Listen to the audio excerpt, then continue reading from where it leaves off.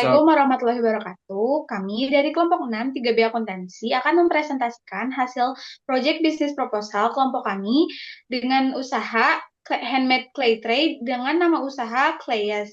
Saya Naila Wijayanti dengan NPM belakang 060. Saya Muhammad Rizky Alfariji dengan NPM belakang 044. Saya Fasyanto Putri, NPM terakhir saya 097. Saya Naira Nurani Febrianti dengan NPM 142. Di sini masuk ke executive summary. Jadi Clayes ini adalah produk handmade berbahan dasar tanah liat berupa clay tray untuk gelas yang dirancang untuk memenuhi eh, kebutuhan kafe yang menggabungkan nilai fungsional dan nilai estetika yang dimana dapat menjadi elemen dekoratif yang mampu meningkatkan pengalaman visual pelanggan dan dapat menjadi identitas unik dan konsisten melalui detail kecil namun bermakna. Dengan konsep custom design, setiap clay tray dapat disesuaikan dengan logo, warna, atau tema dari interior cafe. Lalu, company di description-nya, nama perusahaan kami itu Clayes, vision-nya menjadi penyedia produk clay handmade yang inovatif dan estetis. Lalu, mission kami menghasilkan clay tray yang berkualitas dan dengan desain unik dan fungsional, memberikan layanan custom design yang fleksibel, lalu mendukung kafe lokal dalam membangun branding melalui produk dekoratif bernilai seni. Selanjutnya, bisnis value yang kami miliki yaitu menawarkan keunikan melalui produk handmade eksklusif dengan desain yang dapat dipersonalisasi dan harga terjangkau, serta nilai yang mampu meningkatkan citra dan daya tarik kafe. Lalu elevator pitch yang kami miliki yaitu Clayes adalah bisnis handmade yang memproduksi clay tray khusus untuk kafe sebagai alas gelas yang fungsional sekaligus estetik. Produk kami dapat disesuaikan dengan tema dan ditawarkan dengan harga terjangkau, yaitu Rp25.000 termasuk kustomisasi. Clayes membantu kafe memperkuat identitas visual dan meningkatkan pengalaman pelanggan melalui detail kecil yang berdampak besar. Selanjutnya ada bisnis model kanvas.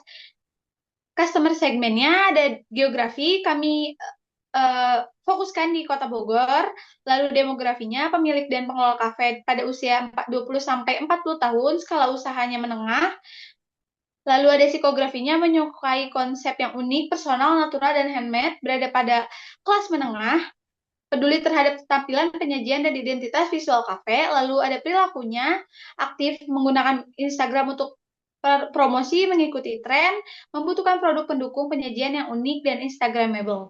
Lalu masalah yang dihadapi, gelas minuman es basah pada meja jika tidak menggunakan tatakan, sehingga sulit menemukan produk pendukung yang unik dan sesuai konsep. Selanjutnya, alasan memilih produk clay tray sebagai uh, tray pada untuk gelas yaitu desain yang menyesuaikan tema kafe, menambah keunikan, bisa custom, harga terjangkau dan pembelian terjangkau untuk pembelian kafe. Selanjutnya ada customer relationship, komunikasi personal dengan pemilik kafe, fast respon via WhatsApp, follow up pesanan dari proses hingga selesai, layanan kustomisasi, hubungan jangka panjang dengan kafe yang bermitra. Selanjutnya ada channel yang kami gunakan itu ada online, offline, dan omnichannel. Online-nya itu pemesanan melalui Instagram, X, WhatsApp bisnis. Selanjutnya offline-nya itu direct offering ke kafe-kafe di Kota Bogor. Selanjutnya ada omnichannel-nya, konten media sosial, dan komunikasi langsung. Model bisnisnya B2B.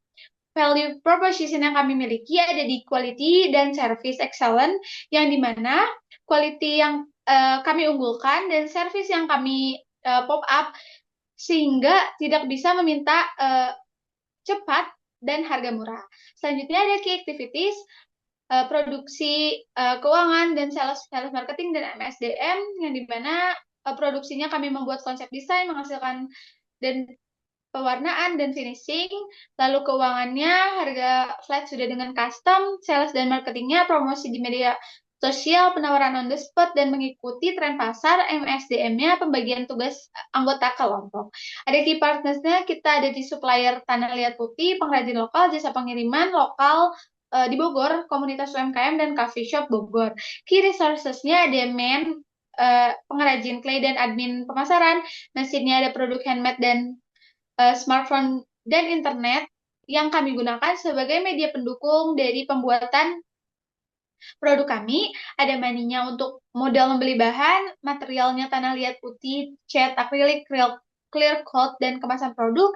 Metodenya ada proses produksi handmade dari percetakan, pengeringan, finishing hingga pengiriman kami lakukan di anggota kelompok kami. Lalu ada cost structure-nya yang dimana total biaya produksinya 335.000 per 20 piece, lalu HP penjualannya 16.750 per piece, laba ruginya pendapatan yang kami terima per 20 piece itu 500.000 dan laba yang kami hasilkan adalah 165.000.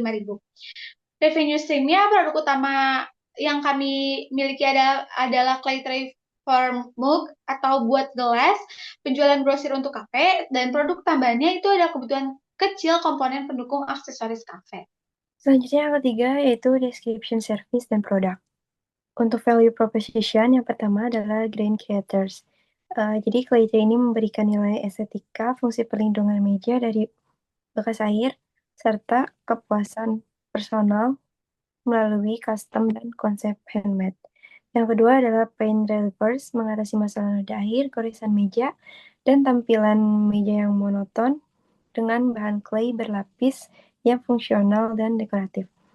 Selanjutnya adalah unique selling point, ada quality, service, price, dan speed. Untuk quality, clay tray ini dibuat handmade dengan bahan clay, dengan proses finishing dan coating untuk meningkatkan daya tahan, fungsi, serta tampilan estetis. Kemudian untuk servisnya, pelayanan, custom design, respon cepat, dan komunikasi 2 arah dengan konsumen untuk memastikan hasil yang sesuai dengan kebutuhan atau keinginan konsumen. Kemudian untuk price-nya, harga terjangkau untuk mahasiswa dan pekerja muda dengan nilai tambah berupa desain unik. Dan yang terakhir, speed-nya itu proses produksi dan pengiriman yang efisien dengan estimasi pengerjaan singkat untuk produk non-custom dan jadwal yang jelas untuk pesanan custom. Yang keempat adalah industri dan market analysis.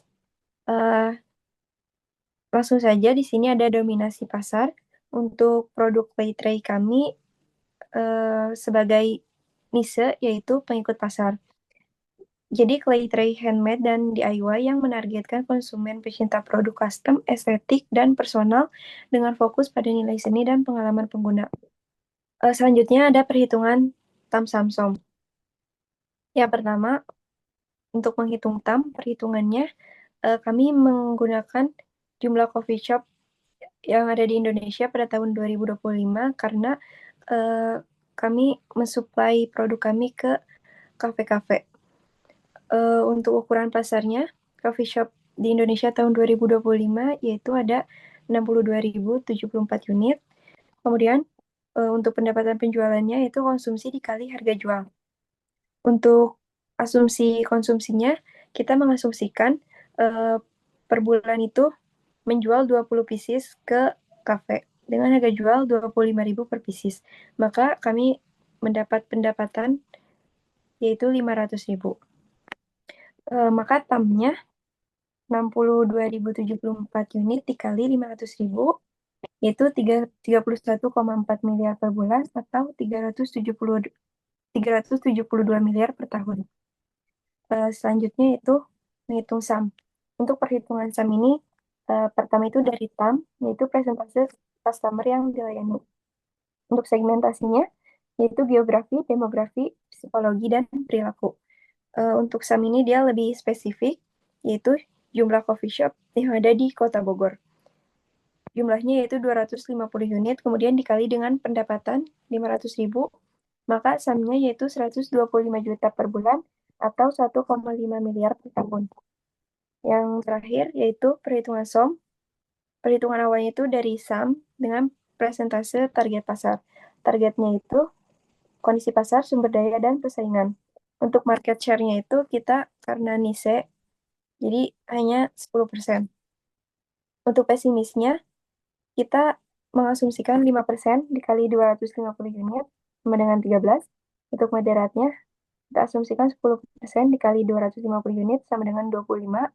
Dan optimisnya kita asumsikan 20% dikali 250 unit sama dengan 50. Kemudian, kalikan dengan pendapatan yaitu 500.000. Maka pesimisnya sama dengan 6,5 juta per bulan moderatnya 12,5 juta per bulan, dan optimisnya 25 juta per bulan. Nah, untuk perhitungan saham ini dia lebih realistis dibandingkan dengan TAM dan SAM. Oke, selanjutnya yang kelima itu ada competitors and benchmark. Berdasarkan analisis Five Force Quarter, yang pertama itu ada competitive rivalry. Itu ada produsen tatakan gelas kayu, ada pengrajin keramik non-custom, sama penjual aksesoris cafe generik.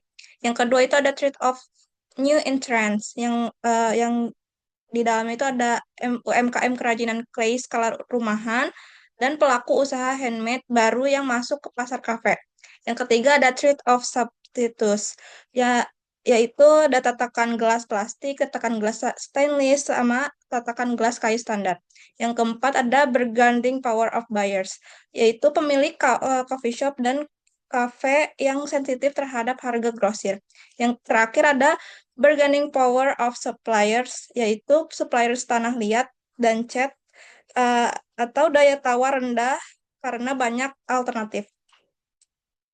Lalu selanjutnya ada competitors analysis dan business benchmark. Itu pesaing dianggap relevan karena menawarkan fungsi yang sama, yaitu sebagai alas gelas untuk kafe meskipun memiliki nilai tambahan yang berbeda.